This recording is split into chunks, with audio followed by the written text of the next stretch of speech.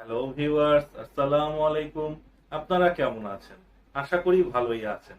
1 minute tricks চ্যানেলে আপনাকে স্বাগতম। আজকের পর্বে থাকছে ফাজি লুকআপ, এক্সেলের নতুন একটি অ্যাড-ইন। আসুন কথা না বাড়িয়ে চলে যাচ্ছি স্ক্রিনে।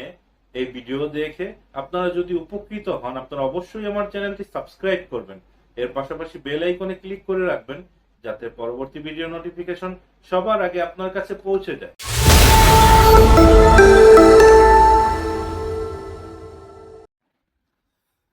তো এখন আমরা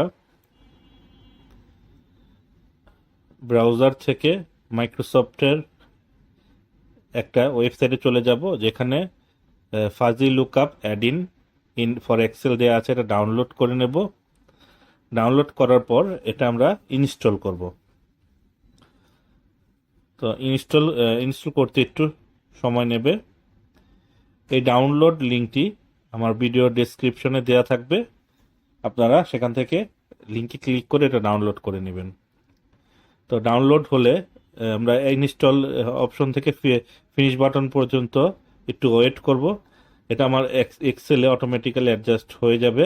এখানে একটা ট্যাব ওপেন হবে ফাজি লুকআপ নামে, কিন্তু এখনো আসেনি। তো আমি লেজারটি ক্লোজ করে নিচ্ছি।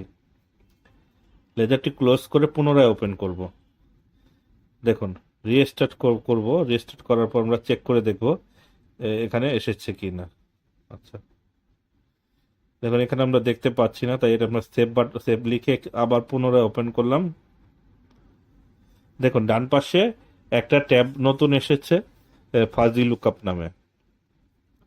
তো এই ফাজি লুকআপটা কি?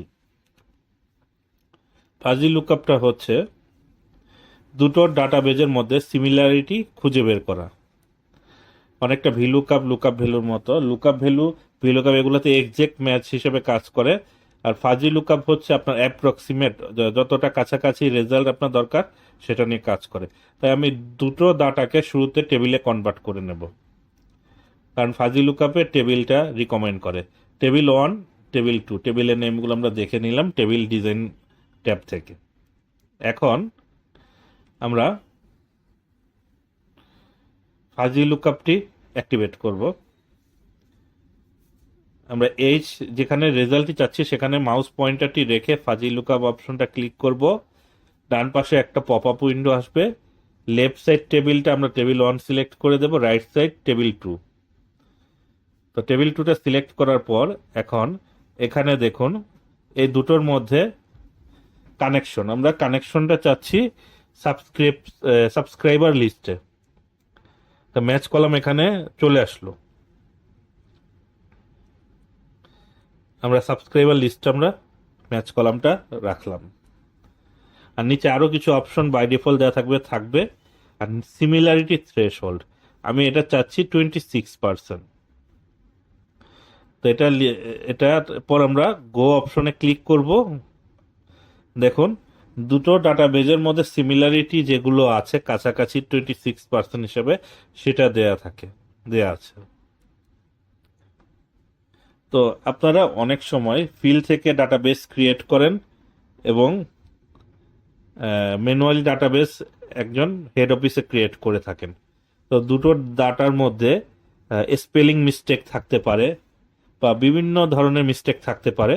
সেক্ষেত্রে আপনার এই ডাটাকে ক্রস চেক করা ম্যানুয়ালি অনেক কষ্টসাধ্য ব্যাপার। এই ধরনের কেসের ক্ষেত্রে আপনারা ফাজি লুকআপ ইউজ করতে পারেন। দেখুন সিমিলারিটি থ্রেশহোল্ডটা এখানে দেখাচ্ছে। যেখানে আমি শর্ট করে নিলাম, আমার কোথাও কোথাও 90%ও ম্যাচ হয়েছে দুটো ডাটার ক্ষেত্রে। আমরা প্রজেক্ট 2টা দেখে নেব। এটা টেবিলে কনভার্ট করা আছে, এটা বড় ডাটাবেস।